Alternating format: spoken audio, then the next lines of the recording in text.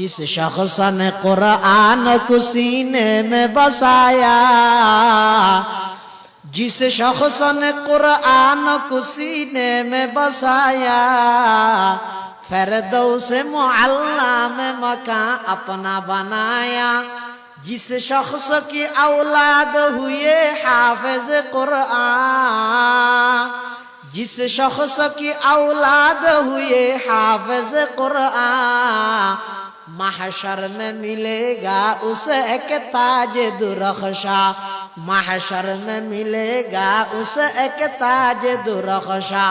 जिस शख्स ने कुरान को सीने में बसाया, फिरदौस मुअल्ला में मकान अपना बनाया। 10 अहले जहन्नम की सिफारिश वो करेगा, 10 अहले जहन्नम की सिफारिश वो करेगा। फिरदौस में लेकर वो उन्हें साथ चलेगा। 10 ने किया हर हरफ पे पाता है मुसलमान, यूं काबिल सदरिश कहे हर हामिल कुरान।